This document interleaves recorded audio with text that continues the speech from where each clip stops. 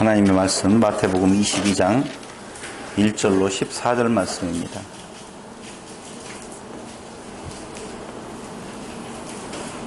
예수께서 다시 비유로 대답하여 가라사대 천국은 마치 자기 아들을 위하여 혼인잔치를 베푼 어떤 임금과 같으니 그 종들을 보내어 그 청한 사람들을 혼인잔치에 오라 하였더니 오기를 싫어하거늘 다시 다른 종들을 보내며 가로되 청한 사람들에게 이르기를 내가 오찬을 준비하되 나의 소와 살찐 짐승을 잡고 모든 것을 갖추었으니 혼인잔치에 오소서 하라 하였더니 저희가 돌아보지도 않고 하나는 자기 밭으로 하나는 자기 상업차로 가고 그 남은 자들은 종들을 잡아 능욕하고 죽이니 임금이 노하여 군대를 보내어 그 살인한 자들을 진멸하고 그 동네를 불사르고 이에 종들에게 이르되 혼인잔치는 예비되었으나 청한 사람들은 합당치 아니하니 사거리 길에 가서 사람을 만나는 대로 혼인잔치에 청하여 오너라 한데 종들이 길에 나가 악한 자나 선한 자나 만나는 대로 모두 데려오니 혼인자리에 손이 가득한지라 임금이 손을 보러 들어올새 거기서 예복을 입지 않은 한 사람을 보고 가로되 친구여 어찌하여 예복을 입지 않고 여기 들어왔느냐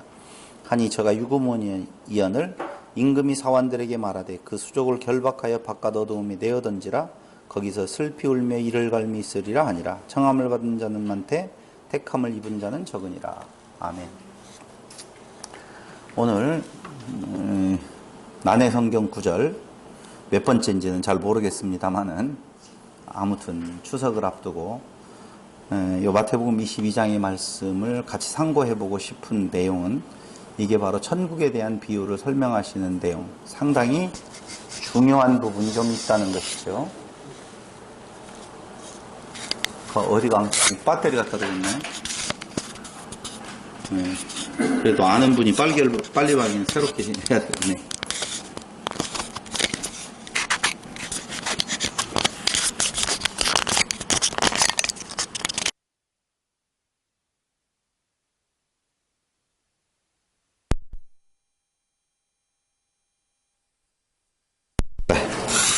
하나님의 말씀 마태복음 다시 가죠? 다시 가도 되겠죠? 네?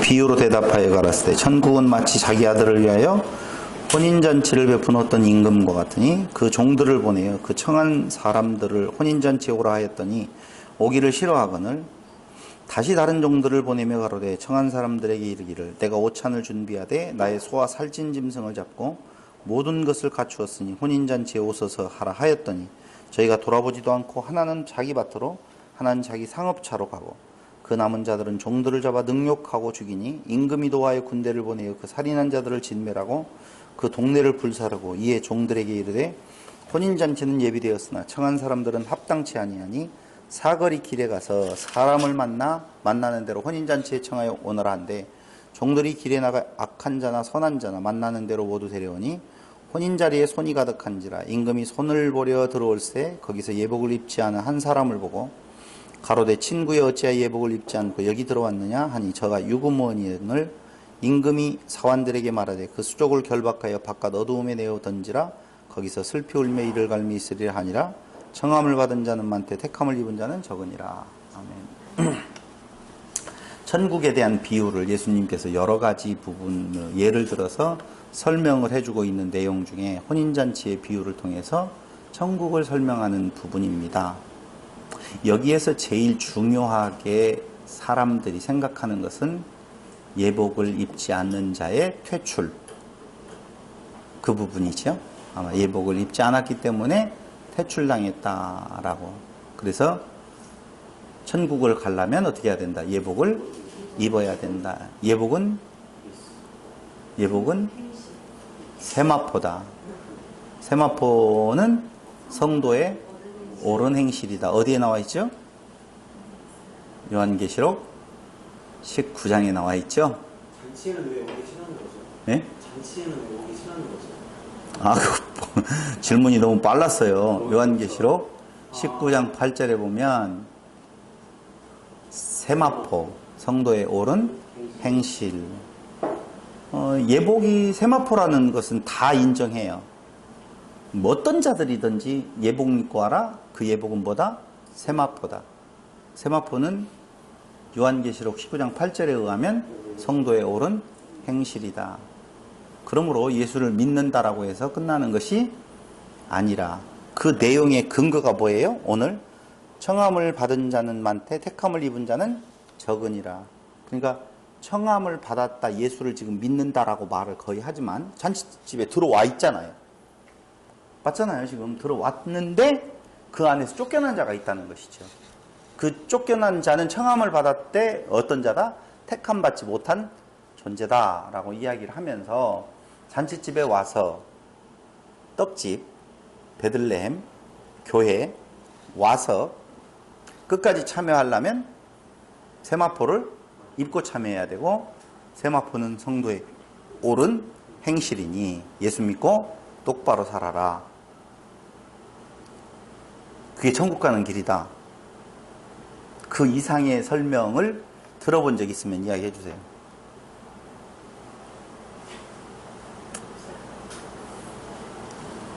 성경을 볼 때 항상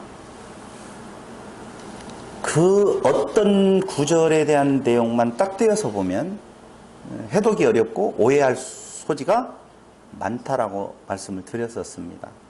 그렇다면 마태복음은 신약 성경에서 또 구약, 신약 합쳐서 전체에서 어디에 위치하는 건가를 알아야 되고, 두 번째로는 마태복음 22장 1절로 14절은 마태복음 전체에서 어느 위치에서 어떤 앞에 어떤 부분과 뒤에 어떤 부분하고의 사이에 끼어 있는 건가도 잘 알아야지 이 의미를 바르게 이해할 수 있다는 거예요.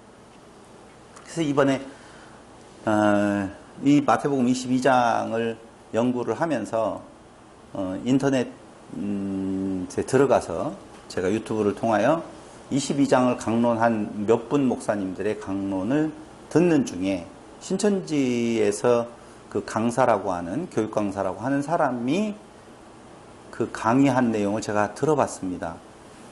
근데 그 사람이 그 예로 든 기존 개신교, 기존에 있는 뭐라고 할까요? 한기총이라고 하는 한국기독교총연합회에 소속되어 있는 교회의 어떤 목사님이 요 구절을 그렇게 설교하는 부분에 대한 동영상을 잠깐 보여주는데 정말 제가 웃었어요. 그 목사님은 이 예복 준비하지 아니하면 쫓겨난다라고 이야기할 때 그 예복을 진짜 우리가 입는 옷을 말을 하고 있더라고요. 황당하죠? 네? 진짜 진짜 나와 봤지요? 황당하더라고요. 황당해요. 근데 그렇게 바로 기성교회가 이렇게 잘못되었다라고 말을 하면서 신천지가 바로 풀이하고 있는 이걸 잘 들어보라고 하면서 그 끝에 가서의 결론은 결국 14만 4천 입맞은 자, 그리고 셀 수 없는 무리들, 그건 어디에서 확정이 되어지는 건가? 무슨 자라고 그러죠?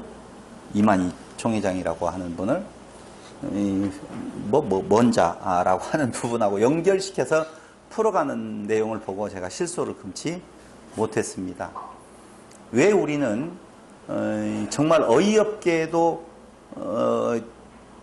한국 교회의 타락상이라고 하는 것은 인본주의적 신학을 바탕으로 해서 사람이 중심되어서 사람이 어떻게 해야 될 것인 건가에 대한 내용을 자꾸자꾸 쫓다 보니까 결국은 인간의 옷 입고 교회 나오는 것조차도 문제가 되어지는, 진리를 그런 하찮은 것으로 바꿔버리는, 가난한 자는 구원함에 들어갈 수 없는, 아마 그렇게 또 뒤에 가서 끝까지 들어보면 꼭 새 옷을 입고 오라는 것은 아니고 깨끗이 빨아서 세탁소에서 잘 데려가지고 입으라고 그렇게까지 말을 할지도 모르겠습니다. 근데 정말 그런 내용은 아니라는 겁니다. 여기 시작하는 첫머리에 보면은 바로 뭐라고 나와 있는 건가? 예수께서 다시 비유로 대답하여 가라사대 천국은 이라고 전제하고 있어요. 천국은 마치 자기 아들을 위하여 혼인잔치를 베푼 어떤 임금과 같다 이렇게 출발하죠. 천국은 그렇다는 거예요. 자기 아들을 위하여서 혼인잔치를 베푼 어떤 임금과 같다. 그런데 그 내용은 우리가 읽어서 알겠지만 그 임금이 자기 아들의 결혼식 때에, 왕자의 결혼식 때에 손님들을 당연히 청하고 초대하겠지요. 그렇죠? 그런데 그 마지막까지 남아서 그 혼인잔치에 동참하는 자들이 바로 뭐예요? 천국 백성이라는 거 아니겠습니까? 그 임금에 속해 있는 그 백성이라는 말이죠. 그렇죠? 너는 짐은 곧 법이다라고 해서 임금이 그 나라의 존재 이유일 때에 그 임금에게서 쫓겨간 자는 그 나라 백성이라고 볼 수가 없는 거예요. 그렇다면 지금 천국은 그 혼인잔치를 베푼 어떤 임금과 같다라고 할 때 그 임금의 나라에 거할 수 있는 그 백성은 이런 자가 기다, 이런 자라야만이 한다 라고 하는 것을 지금 비유로 말을 해주고 있다 그 말입니다. 그럼 이 22장이 나오기까지는 어떤 일이 앞에 있었는 건가 전제를 봐야 된다는 것이죠. 너무 멀리까지 가서 보면 1시간으로 부족하니까 그냥 앞에 장까지만 가서 21장만 가서 보면 여러분들이 너무너무 잘 알다시피 지금 우리가 요한복음을 공부하는 것이 예수님께서 예루살렘에 입성하여서 그 죽으시기 전까지의 지금 내용을 공부하고 있잖아요. 요 대목도 그 대목이에요. 지금 예루살렘으로 입성을 하시는데 그 입성을 하실 때에 무엇을 타고 입성을 하셔요? 낙이 새끼를 타고 입성을 하셔요. 그래서 예루살렘으로 들어가시는 예수님의 모습이 21장 1절로 11절에 나와 있는데 나귀와 나귀 새끼가 나와요. 근데 거기 마태복음 21장 5절에 보면 21장 5절을 한번 보세요. 시온 딸에게 이르기를 내 왕이 네게 임하나니 그는 겸손하여 낙이 곧 멍에 매는 짐승의 새끼를 탓도다 하라 하였느니라 라는 말이 나오죠.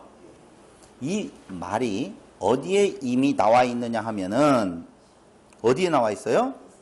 그렇죠. 스가랴서 9장 9절에 나와 있어요. 정확한 구절이 나와 있는데 스가랴서 9장 9절로 가볼까요? 그 예언의 성취인데요. 스가랴서 9장 9절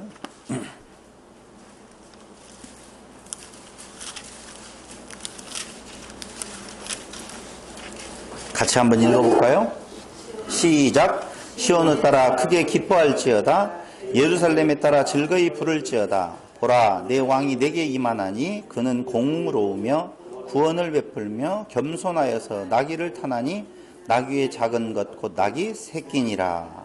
자, 그 스가랴서 9장 9절에 나와 있는 내용과 마태복음 21장에 나와 있는 내용이 21장 5절에 나와 있는 내용이 같아요? 틀려요?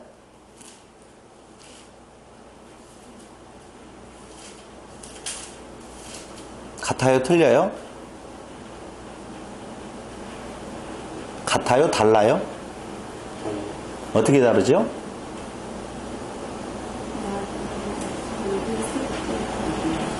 너무 깊이 공부하면 머리가 아프니까. 네?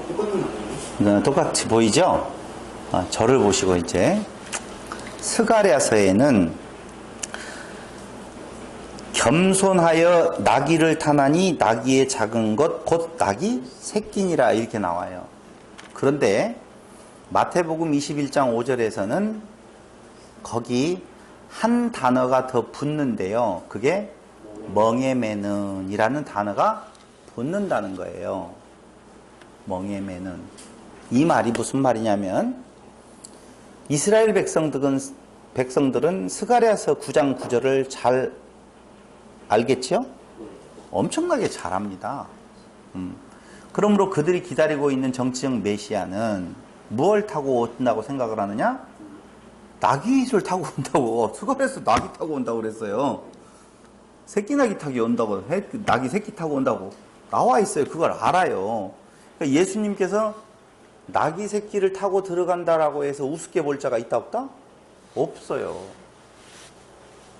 정말 스가랴 예언대로 진짜 이루어지는구나 라고 안단 말입니다. 한마디로 말을 하면 너무너무 스가랴서를 잘 알고 있다니까요. 누가? 유대인들이. 그런데 예수님께서는 당신이 스가랴서 예언의 성취자로서의 메시아다라고 하는 내용을 나타낼 때에 맞아요. 나귀 새끼를 타고 들어간다니까요. 들어가는데 예수님께서 거기에다가 묘하게 한 단어를 더 붙여서 멍에 맨다 라고 쓰고 있다는 거예요. 왜요? 너무 간단한 이야기예요. 정치적 메시아 아니다 라고 하는 것이죠. 그들이 기다리고 있는 분은 정치적 메시아를 기다리고 있었는데 멍에 매는 낙이라고 하는 부분을 이야기함으로 인하여서 멍에를 매다라고 하는 말은 종이다. 그러니까 종으로서의 모습을 지금 그려주고 있는 거예요.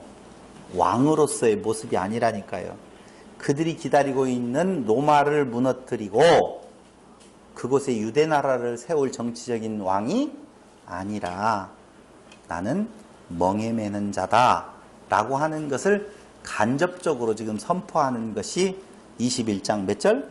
5절의 말씀이다 그 말입니다. 자, 이해됐죠? 충분히 이해됐으리라고 생각을 합니다. 우리는 나귀 새끼를 탄다라고 할 때에 그 새끼 나귀를 타는 것이 겸손으로 보잖아요. 그죠? 근데 그것보다 한 단계 더 들어가서 고난받는 종, 정치적 메시아가 아니라 너희들이 생각하고 너희들이 기대하는 그게 진짜 메시아가 아니다라고 하는 내용을 간접적으로 말해주는 것이 멍에 매는 나귀, 새끼 이 이야기를 지금 하고 있다는 겁니다. 그러면서 12절로 17절에 보면은 우리들이 너무너무 잘 알고 있는 성전 청결, 정결 사건이 나와요 안 나와요? 내 집을 장사하는 집으로 만들지 말아라 라고 하면서 성전에 들어가서 채찍을 휘둘렀던 거 기억하시죠? 그때 그들의 행동은요 그렇게 문제될 것은 없었어요. 당연히 멀리서 오는 자들이 돈 가지고 와서 짐승 바꿔서 제사 드리는 거거든요. 그러니까 지금 예수님은 계속적으로 지금 멍에 매는 나귀 새끼 이야기를 하면서도 뭐라고 말해요? 죽으러 오는 것이다. 나는 정치적 메시아가 아니다 라고 하는 유대인들의 그 기대를 자꾸자꾸 깨고 있어요. 두 번째로 마찬가지로 성전에서 제사드림으로 자기의 의를 세우려고 하는 자들에게 이게 아니다라고 지금 선포하고 있다는 겁니다. 오늘은 진짜 이상해요, 여러분들. 그래서 화를 낸 거예요? 성전 공격하는 거예요? 응? 그래서 화를 낸 거예요? 그러니까 그거 다 필요 없다는 거예요. 그 성전의 의미가 지금 뭐냐면요, 성전에서 제사 드린다라고 하는 의미가 그 제사 드리는 자기의 의를 세우는 거란 말입니다. 그거 아니다. 정치적 메시아 아니다. 그 앞에를 자세하게 할 수 없어요. 우리는 지금 오늘 어디로 달려가야 돼요? 22장으로 달려가야 돼요. 너무 그 안에서 뻥 해가지고 다 읽지도 않고 왜 넘어가냐 이러지 말고 제가 전체적으로 말씀을 드릴 테니까 이상하면 이야기해 주시라 그 말입니다. 그러면서 여러분 잘 아시다시피 그때 무화과나무 사건이 터지는 거예요. 올라가다가 입만 무성한 것을 보고 어떻게 해요? 저주해 버리잖아요. 근데 진짜 성전 들어갔다가 정기적 사건 있고 난 뒤에 나오면서 어떻게 무화과나무가 말라버렸잖아요. 근데 이때 그 내용을 보면은요, 무서운 저주를 내립니다. 무서운 저주. 18절에서 22절. 마태복음 21장 18절. 이른 아침에 성으로 들어오실 때 시장하신지라 길가에서 한 무화과나무를 보시고 그리로 가서 잎사귀밖에 아무것도 얻지 못하시고 나무에게 이르시되 이제부터 영원토록 내게 열매가 맺지 못하리라. 뭐라고요? 영원토록 내게 열매가 맺지 못하리라. 뭐요? 영원토록 저주를 해버려요. 자, 이것도 무엇에 대한? 유대인들의 외식에 대한 예수의 저주예요. 똑같다니까 지금. 다시 말씀드리면 아직 그 무화과 나무의 열매가 있을 때가 아니에요. 근데 어떻게 예수님이 무화과 나무가 있을 때를 모를 뿐도 아닌데, 무화과 나무의 때가 아닌데 그 때가 아닌 때에 그 나무를 저주해 버린다 라고 하는 것은 예수님이 깡패지. 말도 되지 않은 깡패짓을 하신 거예요, 예수님께서. 그럼 이 내용이 무슨 내용이에요? 다른 내용 아니에요. 무화과 나무가 잎이 무성하게 되어졌다라고 하는 그 부분은 이스라엘 유대 백성들의 수고하고 애씀이에요. 성전을 향한 열심이지요. 그걸 지금 그렇게 표현을 하고 있는 거라니까. 그게 된다 안 된다? 필요 없다는 거예요. 한마디로 말하면. 다시 말씀드리면 이스라엘 유대 백성들은 정말 열심히 그 메시아를 기다리면서 그들은 그 율법에 충실하고자 노력했다니까요. 스가랴서 9절도 알고 있었고 율법을 지키려고 하는 그 수고하고 애씀이요. 우리가 상상하는 것 이상으로 정말로 애쓰고 있었어요. 그러니 이제 무얼 따기만을 기다리고 있어요. 조금 있으면 열매 따기만을 기다리고 있는데 그 너희의 수고와 애씀이 그 무성한 나무의 이파리로 표현되어지면서 그건 영원히 열매 맺을 수가 없다. 지금 그 이야기를 하고 있는 거거든요. 그걸로 아니 된다 그 말이죠. 유대인들의 그 열심도 아니 되어지는데 오늘날 우리 참 그거에 비해서 조족지혈에 불과한 행동으로 우리가 하나님 앞에 의로움을 얻겠다라고요? 어림도 없는 이야기예요. 그래서 무화과 나무를 마르게 하시는 무성한 잎 인간의 수고, 유대인들의 겉으로 드러난 자기의 의, 이것들을 다 부정해버리는 거예요. 쭉 따라오고 있죠, 지금. 따라오고 있어요. 그러면서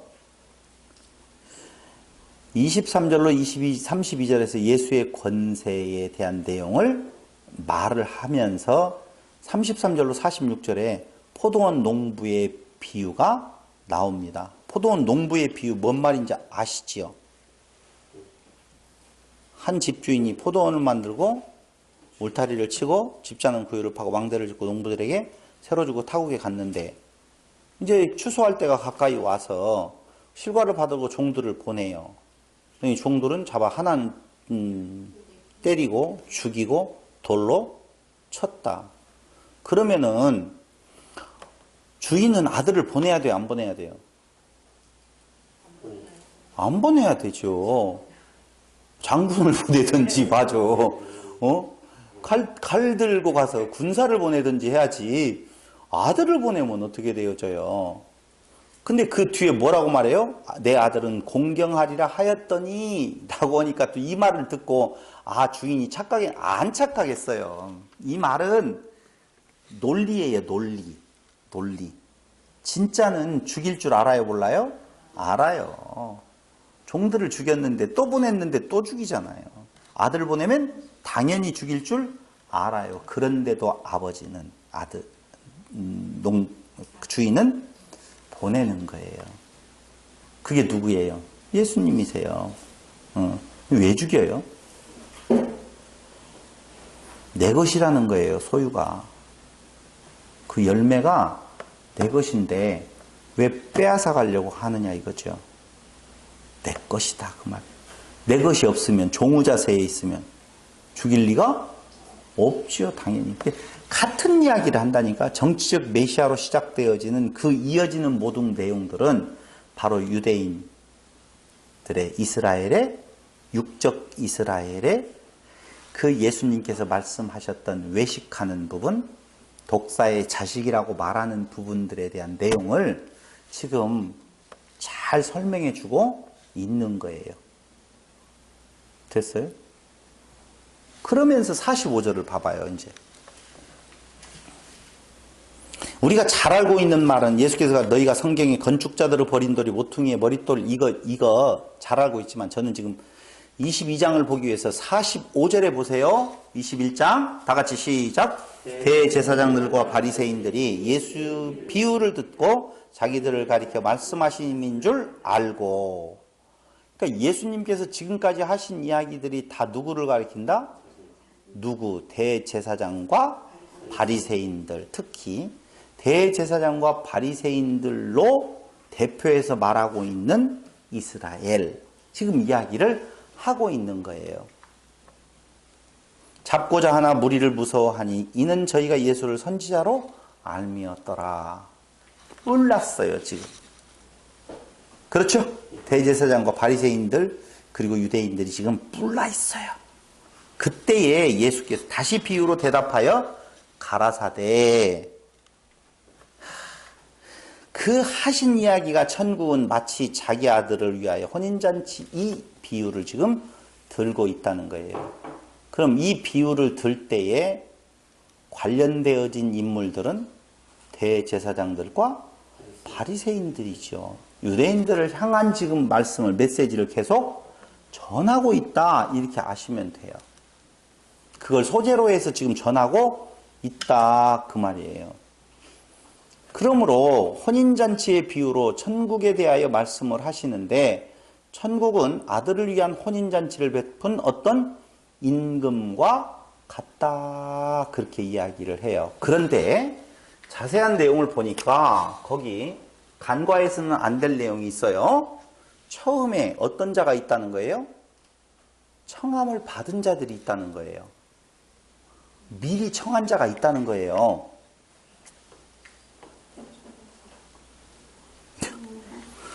그 종들을 보내어 그 청한 사람들을 그러니까 혼인잔치를 베풀어 놓고 첫째 누구는 오십시오라고 정해져 있다 안 정해져 있다? 정해져 있다 그 말입니다. 그 청함 받은 자가 이미 있다는 거죠. 근데 오기를 싫어하네. 오기를 싫어해요. 청함 받은 자가 있는데 그 사람들을 어떻게 해? 잔치에 오라 하였더니 싫어. 왜 싫어? 장가 가야 하고 소도 사야 하고 바빠 이렇게 이야기한단 말입니다.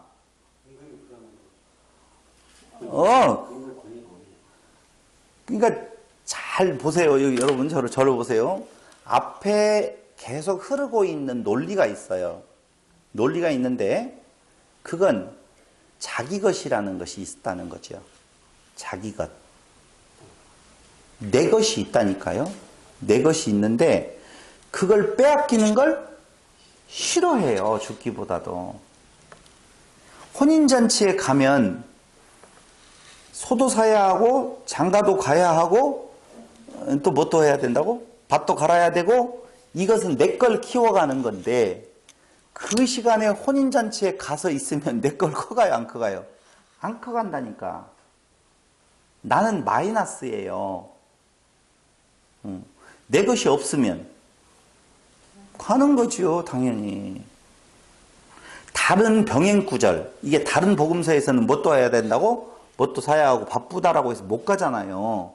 그렇죠? 그렇게 나와 있는데 미리 이야기를 안 해서 미안해요.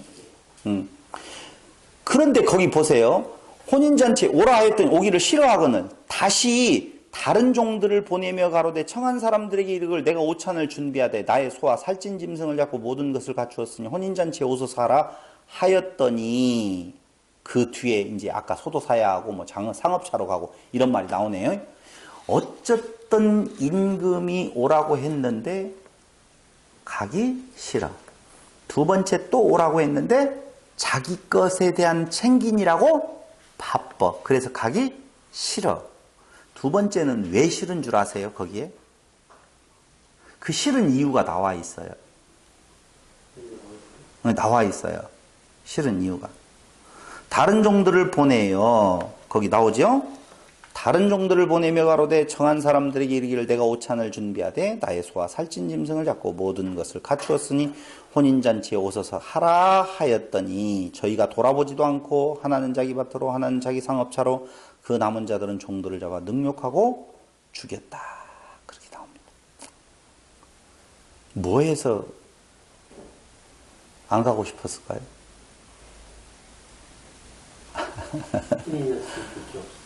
아니요, 여기 보면 이런 거 나와 있어요. 아, 안 보이는구나. 나의 소와 살찐 짐승을 잡고 모든 것을 갖추었으니 이렇게 나와요. 모든 아, 그렇구나.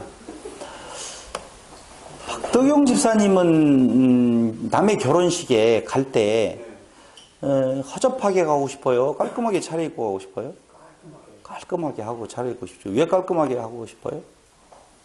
여러 사람 만나잖아요. 어느 순간은 주인공이 되는 그렇죠. 사람이 제일 기분이 좋을 때가 언제인 줄 아세요? 한턱 낼 때라는 거 아세요? 아, 내가 드러나는 부분이나 얻어먹은 것이 좋은 거라고 생각을 하지만은요, 천만에요.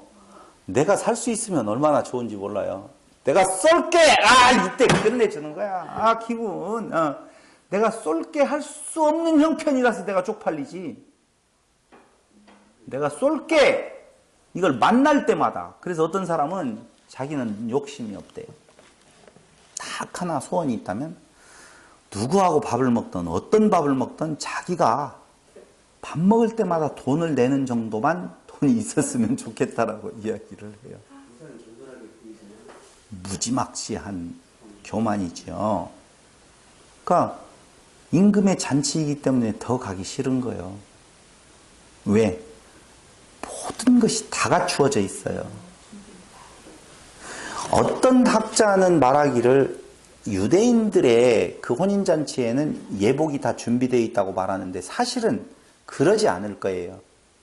어디에만 되어 있는 건가? 왕의 잔치. 그러니까 열왕기 하에 보면 그런 내용이 나오는데 열왕기 하에 그 바알을 섬기는 자들에게 예복을 나누어 줘라 이런 말이 나와요.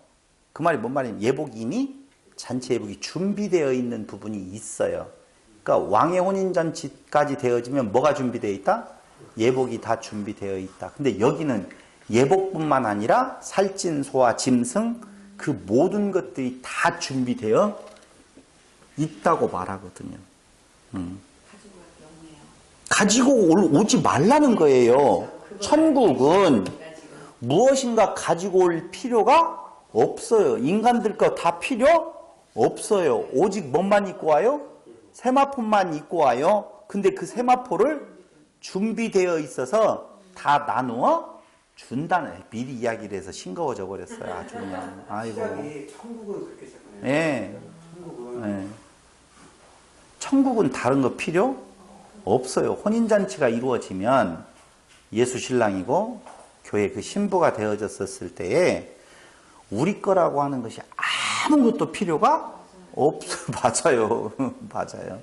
아무것도 필요 없어요. 가면 세마포만 입고 가면 돼요. 근데 세마포도 내가 입고 가는 것이 아니라 거기에서 다 준비되어 있어서 갈아입고 가는 거예요.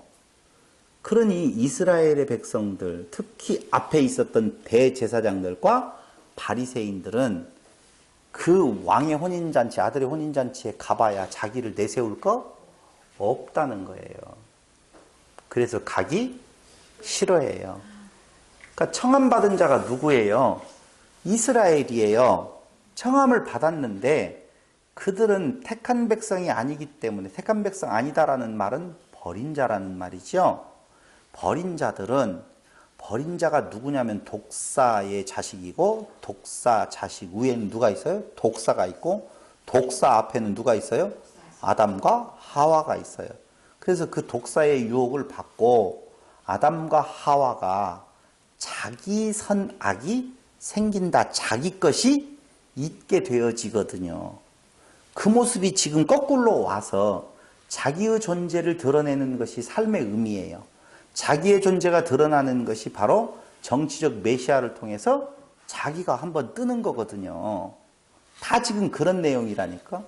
그리고 그 포도원도 내 것이지 주인 것이 아닌 거예요. 그래서 다 저 아들만 죽여버리면 우리 것이 된다라고 해서 죽여버리는 같은 내용들이 지금 계속되어지고 있다는 거죠. 현재. 저희는 돌아보지도 않고 그 말 들을 것도 없고 라고 해요. 그때 그들의 태도를 보고 임금은 어떻게 해요? 임금의 진노가 군대를 보내어서 거기에 묘하게 나와 있어요. 살인한 자들을 진멸하고 그 동네를 언제 살인했어요? 언제 살인을 했다고 노아의 군대를 보내어 그 살인한 자들을 진멸하고 그 동네를 불사르고 라고 말을 하냐 이거죠. 그 살인한 자들이 누구예요? 살인했잖아요. 앞에 포도 종들도 죽이고 아들까지 죽였잖아요. 이어진다니까 이게. 자꾸 이 안에서 뭔 살인을 찾으려고 하지 마요. 결국은 뭐예요? 자기 의가 있는 자는 자기 의를 부정하게 되어지는 그 앞에 어떤 존재를 죽인다니까. 죽이는 거예요. 봐봐요. 예수는 누가 죽였어요? 로마 병사가 죽였잖아요. 누가 팔았어요? 유대인이 팔았잖아요. 그렇죠. 나쁜 놈들이잖아. 그렇지. 나쁜 놈들이라고 말하는 나는.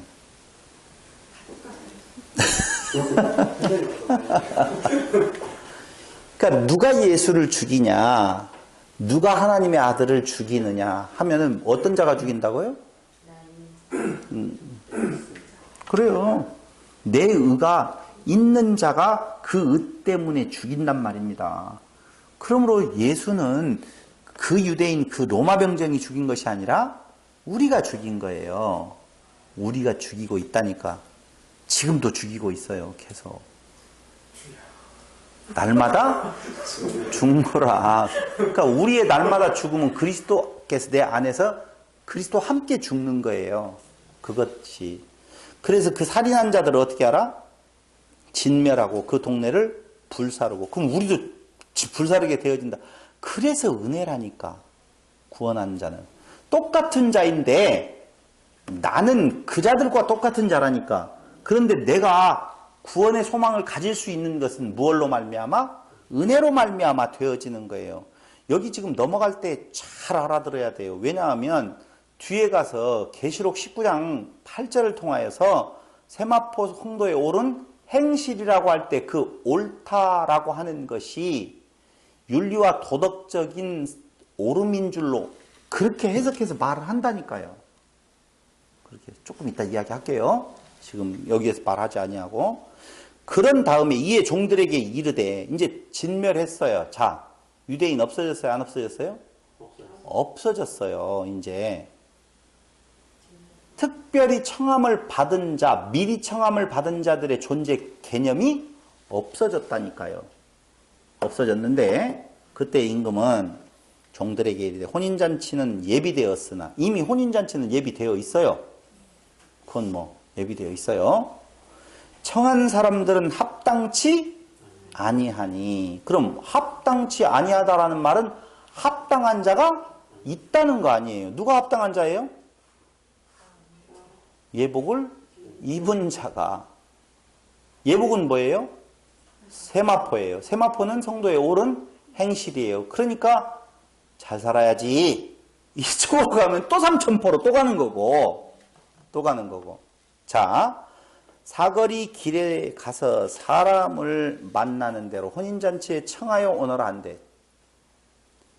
앞에 청했던 그 어떤 무리들, 그걸 임금의 입장에서는 임금의 아들의 혼인잔치에는 아마 고관 대작들 부르지 않을 건가, 있다고 생각하는 자들을 부를 거 아니에요.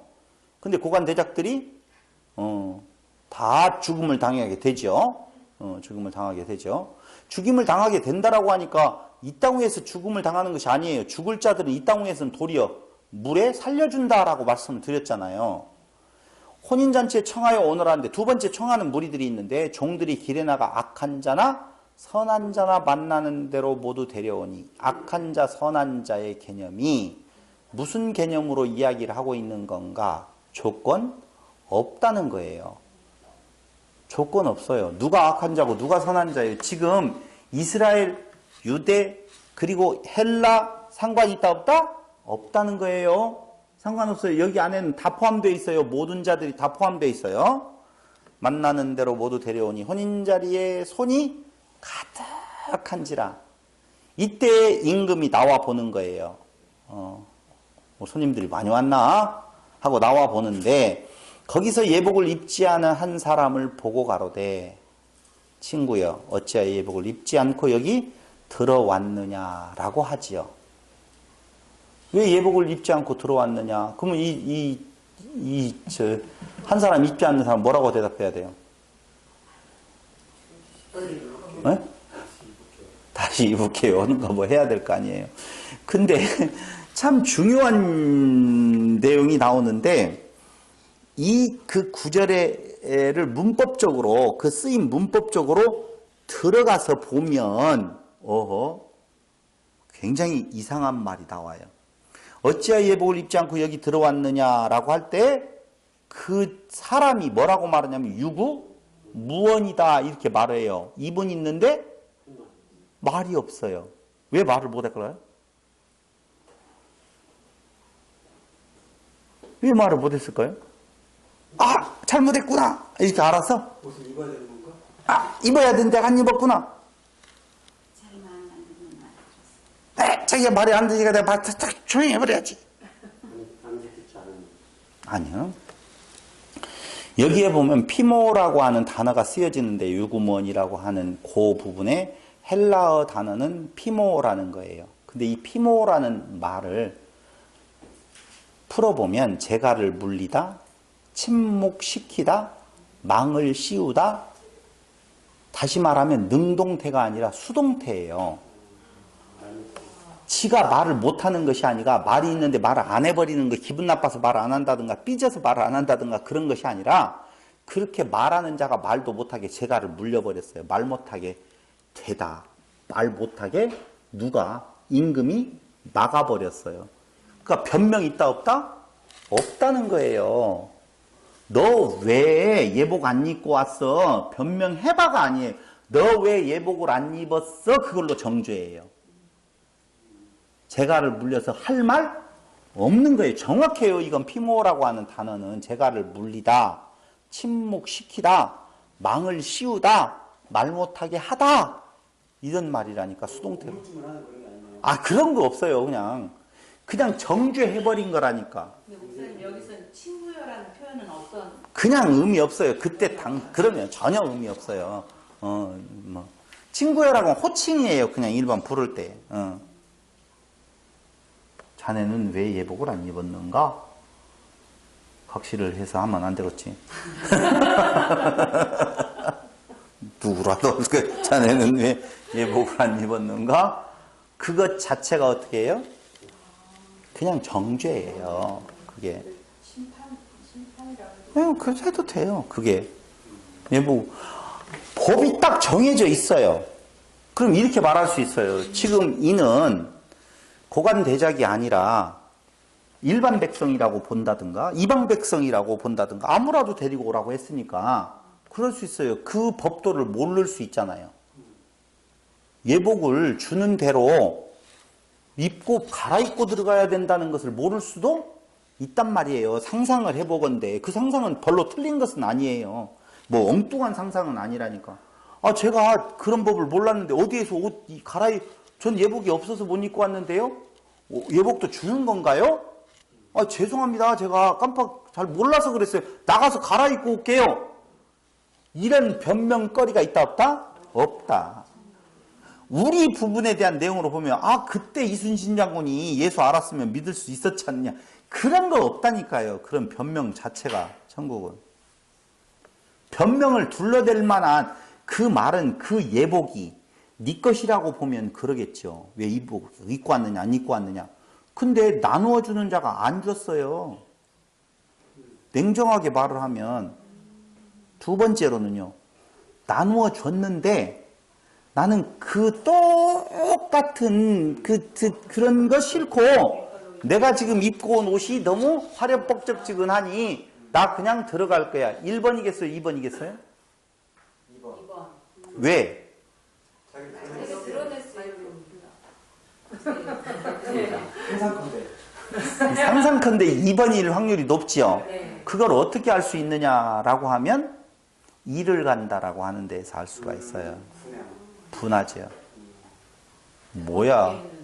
내가 잘 입고 왔는데, 너 멋있게 왔는데, 내가 행함이 이렇게 많은데, 저것들은 완전히 깽판 아무것도 행하지 않는 자들인데, 지금 그거잖아요. 옳은 행실이라고 했으니까, 저것들은 아무 행위가 없는데, 나는 좋은 옷 행실이 있는데, 라고 하는 쪽에서 그 뒤에 분명히 이를 갈미 있으리라. 일을 갈 거야, 너는. 그 말이에요. 왜? 너는 네 행실로 나와왔으니 쫓겨날 때 네가 정치적 메시아로 알고 이건 내 것인 줄 알고 나의 의를 가지고 지금 한 자리 하려고 나를 드러낼 수 있는다라고 생각을 했는데 나를 쫓아내? 왜 내가 쫓겨나야 돼? 하면서 이를 갈미 있다 그 말입니다. 우리는 이제까지 뭐라고 들었어요? 불택자들이 하나님의 심판을 받을 때 마땅히 받을 줄 안다라고 이제까지 그렇게 생각을 했잖아요. 아니라고 나오잖아. 일을 간다고. 일을 간다고 해서 하나님께 도전해가지고 무슨 싸움을 하자는 정도가 아니라니까요. 계속적으로 그게 지옥 생활이에요. 깨달으면 지옥 생활이 아니지. 그러니까 끝까지 뭐 하는 거예요? 나 있음에 대한 내용이라니까요. 자기 의를 세우는 거라니까. 거기에 해방되지 아니한 것이 뭐예요? 지옥이라 그 말이에요. 맞는데. 맞죠? 임금이 손을 보러 들어올새 거기서 예복을 입지 않은 한 사람을 보고 가라. 친구여 어찌하여 예복을 입지 않고 여기 들어왔느냐. 하니 저가 유구무언이언을 막아버렸어요. 임금이 사환들에게 말하되 그 수족을 결박하여 바깥 어두움에 대어 던지라. 거기 중요한 말 나오죠? 뭐가 나와요? 수족을 결박하라 그 말이에요. 왜요? 그냥 개박하면 되는데 수족은 덤빌까? 덤빌까봐 무서워서. 이것이 없다. 안 먹었다. 그렇죠. 네가 그 네 손과 발로 무엇인가를 이루었다라고 할 때 손발이에요. 그러니까 너 네 손과 발로 하는 거 아무 쓸모 없다라고 하는 것이 손발을 묶어서 내어 버려라. 지금 그 말이에요. 바깥 어두움에 대어 던지라. 어두움에 대어 던지라. 그래서 빛을 싫어하는 것이죠. 사실은. 왜? 빛은 누구예요? 예수예요. 예수 앞에 나오면 자기가 없어지는데 그래서 싫어요. 그래서 아까 나쁜 고기는 어떻게? 바다에 도로 던져라. 그 말인 것처럼 그들을 어떻게 하라는 거예요? 너는 어두움에 그냥 너 있다라고 생각하고 거기서 살으라는 거예요. 천국하고는 상관없는 반대의 개념이죠. 그게 지옥이에요. 그게. 그러면서 뭐라고 말을 하냐? 바깥 어두움에 대어 던지라. 거기서 슬피 울며 이를 갈미 있으리라. 이 말은 아이고 들어가야 되는데 그 말이 아니고 따따닥 거기에서 더욱더 달려가요. 무엇으로? 그렇죠. 자기를 세우는 쪽으로. 절대 못 돌아와요. 돌아올 수가 없어요. 청함을 받은 자는한테 택함을 입은 자는 적으니라 라고 이야기할 때 그 청함을 받는 것, 첫 번째 청함을 받은 무리 있었죠. 또 두 번째 청함을 받는 무리 중에서 사실은 한 사람이라고 이야기했지만 한 사람이에요? 더 많아요? 훨씬 많아요. 좁은 문이에요. 좁은 문이라니까. 근데 그때의 그 예복이라고 하는 것은 성경 전체에서 보았었을 때 세마포를 말하는데 그 세마포가 계시록 19장 8절 한번 보실래요?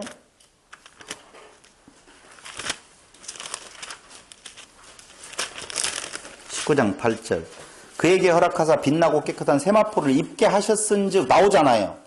그죠? 이 세마포는 성도들의 옳은 행실이로다. 이 옳은 행실이다. 디카이오마라고 하는 단어를 쓰는데 규정, 법령. 그러므로 그 규정, 법령이라고 하는 옳다라고 할 때의 그 옳은 행실, 성경에 나와 있는 착한 행실. 세 번째, 선한 일. 이런 모든 것들은요, 우리가 알고 있는 윤리와 도덕적인 개념이 아니에요. 어떤 자가 선한 선생님이요, 무슨 일을 하여야 영생을 얻을 수 있습니까? 라고 물어보죠. 그러니까 아버지의 뜻대로 행하는 자. 아버지의 뜻은 뭐예요? 아들을 믿는 거.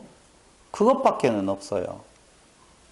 그러니까 이렇게 제가 역설적으로 질문하면 여러분들이 답이 딱 나와버려요. 옳은 행실 그 법령에 완벽하려면 완전한 자? 없지요. 그러니까 성경이 말하고 있는 세마포를 옳은 행실로 보고 가서 그 옳은 행실을 보려면은 그 법령에 충실해야 되는데 그 법령에 완벽하게 지킬 자가 있다 없다? 없다는 거예요. 그러므로 그건 그 법이 말하고 있는 누구예요? 예수를 말하는 거예요. 그런데 그 옳은 행실을 사람의 윤리와 도덕적인 행위로 말한다라고 보면 그 예수를 믿고 난 뒤에 초대받은 자에게 있어서 그 옳은 행실이 나와요, 안 나와요? 윤리와 도덕적인 기준으로 보면 있다 없다 완벽하게? 없다니까요. 없어요. 한 명도 없어. 절대.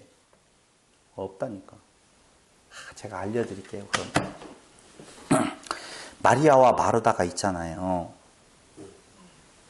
그 집에 예수님께서 찾아가셔요. 다 알고 있죠? 성경 안 찾아봐도 되겠죠? 찾아가시는데 예수님 오시는 걸 보고 마르다는 막 분주해요. 일이 바빠요. 왜요? 이게 잘못 말하면 이제 우리 김혜경 목사님 오해할지 모르지만 그냥 뭐 만들어 먹이고 싶고 그런 마음 있잖아요. 그러니까 모 목사님이 오신다고 봐봐요. 우리가 존경했던 목사님이 오신다고 아이고 목사님 이것도 해야 되고 저것도 해야 되고 막 그러는데 어떤 인간은 꼴보기 싫게 그 앞에 딱 가가지고 말씀만 없어서 듣겠나이다 아무 짓도 안 하고 죽이고 싶잖아요. 여러분들은 안 죽이고 싶고 때리고만 싶구나. 난 죽이고 싶을 것 같아. 그런데 예수님께서 뭐라고 말하냐면은 그거 찾아봐야 되겠다. 거기 정확하게 그 내용을 봐야 돼요. 그 몇 장에 나오죠?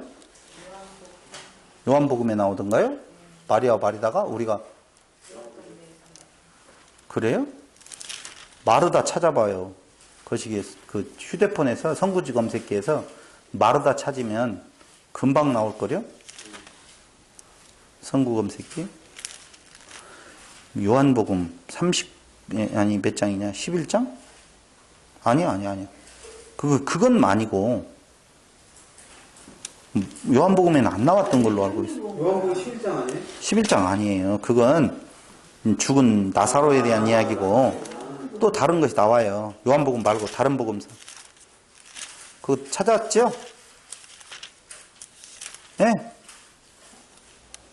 아, 없어요? 선구 검색기?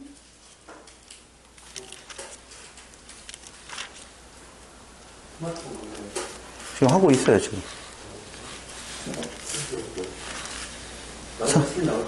마르다만 치면 나와요. 마르다. 치면 쭉 선구가 나와요. 복음서에만 찾아봐요.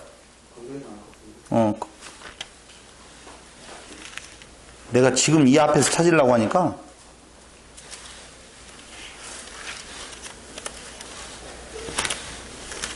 못 찾으시네? 내 휴대폰을 가지고 찾을까? 야, 지금 영상 보고 있는 분 얼마나 답답할까? 어디 몇 장이에요? 어디 장? 복음서 무슨 복음서?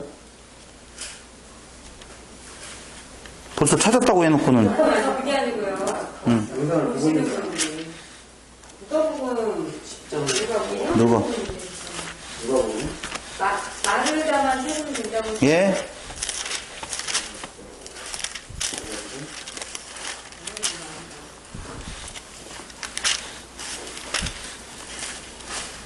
여기 있다. 38절. 10절, 누가 보면 10절 38절. 누가복음 10장 38절 저희가 길 갈 때 예수께서 산촌에 들어가심에 마르다라 이름하는 한 여자가 자기 집으로 영접하더라. 그에게 마리아라 하는 동생이 있어 주의 발 아래 앉아 그의 말씀을 듣더니 마르다는 준비하는 일이 많아 마음이 분주한지라. 됐죠? 예수께 나아가 가로되 주여 내 동생이 나 혼자 일하게 두는 것을 생각지 아니하시나이까? 저를 명하사 나를 도와주라 하소서. 주께서 대답하여 가라사대 마르다야 마르다야 네가 많은 일로 염려하고 근심하나 그러나 몇 가지만 하든지 혹 한 가지만이라도 족하니라. 마리아는 이 좋은 편을 택하였으니 빼앗기지 아니하리라 하시니라. 잘 보세요. 저는 여기 지금 마르다를 향하여서 예수께서 뭐라고 말했냐면 네가 저를 보시고요. 네가 찾지 마요. 저를 봐야 돼요. 지금 거기 없는 말을 하려고 그러니까요. 마르다야 내가 많은 일로 염려하고 근심하나 그러나 몇 가지만 하든지 혹 한 가지만이라도 족하니라 이렇게 말하죠. 여기에 그 몇 가지만이라도 몇 가지만 하든지라는 말이 나오죠. 영어 성경에 보면 리틀이라고 나와 있어요. 리틀. 리틀이라고 하는 말은요. 앞에 관사가 붙으면 아니요. 이 적게 있다. 조금 이런 의미고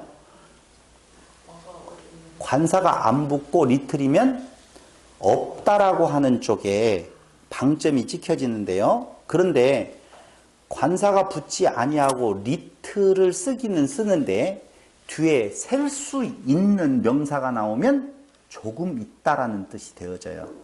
이정상이가 왔으면 오늘 내가 이야기를 하려고 그랬는데 안 왔으니까 별 수 없이. 그러니까 리틀이 앞에 관사가 있으면은 뭐가 되어진다? 적다, 적은, 몇 가지라는 뜻이 있고 뒤에 관사가 없는데도 불구하고 리틀 다음에 셀 수 있는 명사가 나오면 그것도 적게 있다는 말이에요.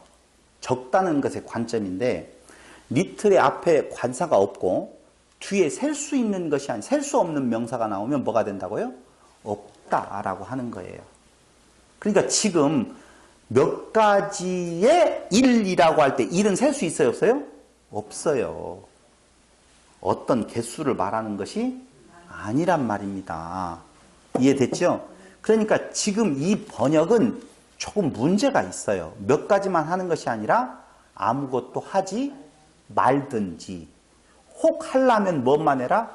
한 가지만 해라. 그 한 가지를 누가 택했다는 거예요? 마리아는 택했다 그 말입니다.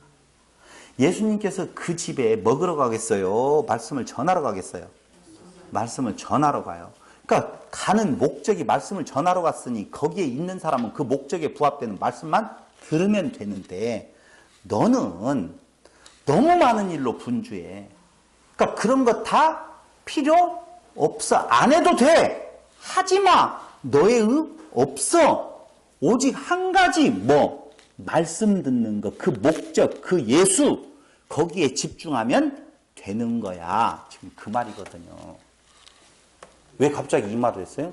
옳은 행실을 하려면 완벽하게 해내야 되는데 의인은 없나니 하나도 없어서요. 착각하면 그게 바로 우리가 이단이라고 말하는 종파들이나 한국 기독교 교회에서 옳은 행실이라고 이야기할 때 최선을 다해서 뭔가 신앙적인 행동이든지 아니면 윤리와 도덕적인 행동을 하라고 한다면 그건 옳은 행실로 갈 수 있다 없다? 없어요. 그건 완벽한 법령에 맞춘 행위를 할 수가 없는 거예요. 예수 믿는다고 갑자기 개과천선해서 완벽한 인간의 변신이 돼야 안 돼요? 안 돼요. 속이는 거라니까요. 여러분들과 저 냉정하게 보았었을 때에 무슨 행동이 나와요? 안 나오지요. 오히려 바리새인들이 훨씬 더 낫다니까요. 그들은 그 열심을 내어졌었을 때에 예수를 죽였는데 그 뒤에 예수를 믿는다라고 하는 우리들의 행동은 예수를 충분히 만족할 수 있는 일이라고요? 아니에요. 절대적으로. 마르다 오히려 책망받았다니까요.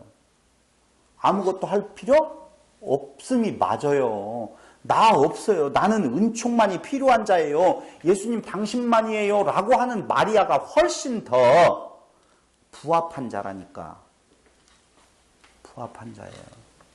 그럼 우리 아무것도 안 하고 그것만 내가 뭐라고 했어요? 그럼 그렇게 해야죠. 나 아무 말도 안 했어요. 나한테 덤비지 마요. 아무것도 안 하고 아무것도 안 하고라고 하는 말 자체가 자기 있음이라니까. 아무것도 안 할 수 있는 자기가 있는 거라니까요. 없어요, 전혀. 그러니 여기에서 지금 말하고 있는 옳은 행실이라고 하는 그 말은 그 무엇을 말하는 거다? 세마포를 말하는 거고, 그 세마포는 봐봐요. 인간의 노력으로 그 부끄러움을 가리려고 하는 나무, 치마를 다 필요 없이 만들고 뭘로? 짐승 잡아서 가죽으로 피 흘림에 대한 내용이에요. 피 흘림. 피는 어떻게 흘려져요? 낙이 새끼를 타고 죽으러 가시죠. 근데 그 낙이 새끼 위에 뭘 얹이죠? 제자들의 옷가지들을 다 얹이지요. 그죠? 그 옷가지들 위에 타고 가요. 그래서 결국은 포도즙을 터트리면 그게 피란 말이에요. 피 튀기는 역사가 있어요. 그 피의 은혜 가운데 있지 아니하면, 그러니까 예수는 혼자 죽으러 가시는 것이 아니라 그 제자들의 옷 위에 가면서 그 제자들의 죄, 그 택한 백성들의 죄, 그 내용을 다 지고 가는 거라니까. 세상 문제 지고 가는 어린 양을 보라 이야기할 때 그 내용이에요.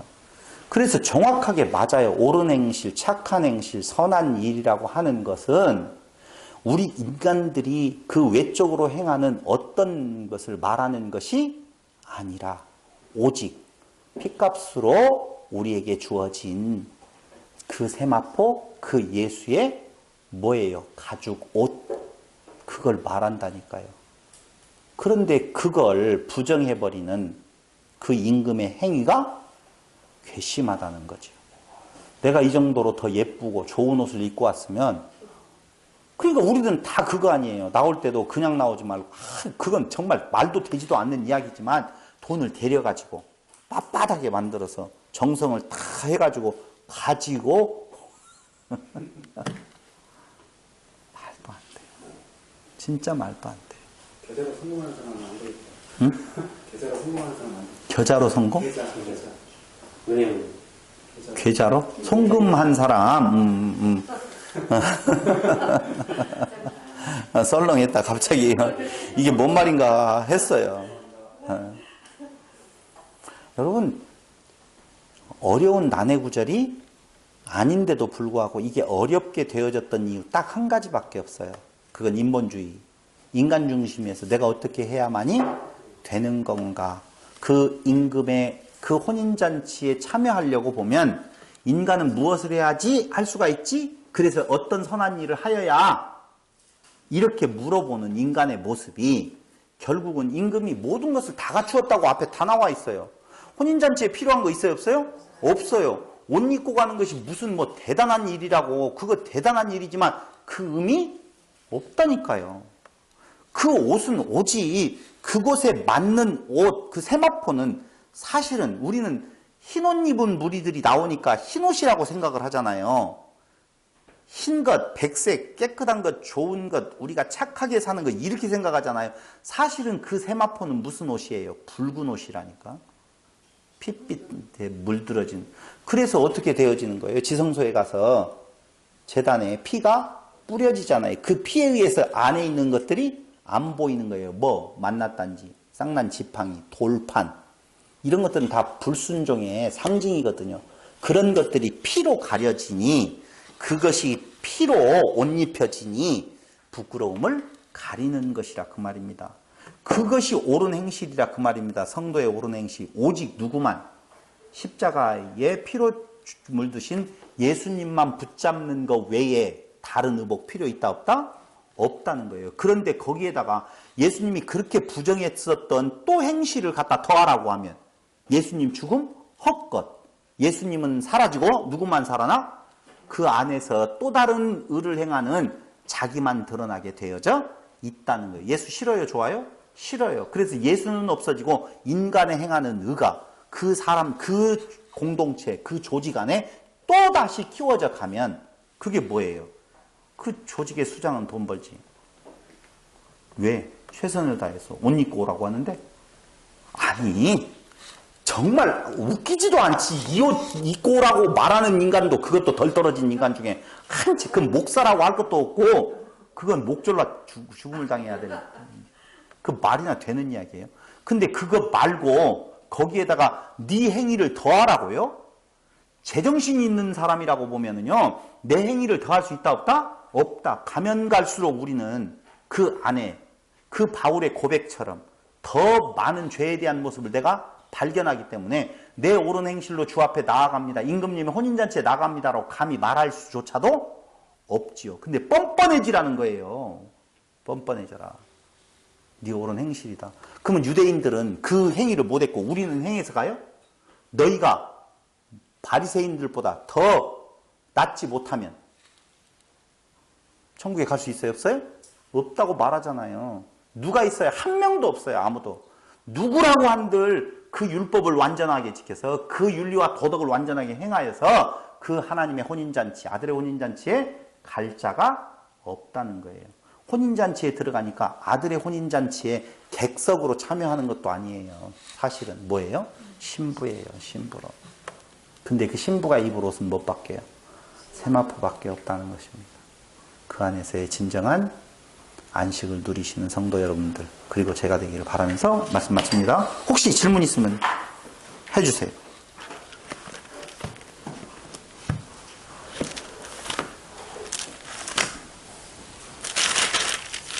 없으면 기도드리고 마치겠습니다.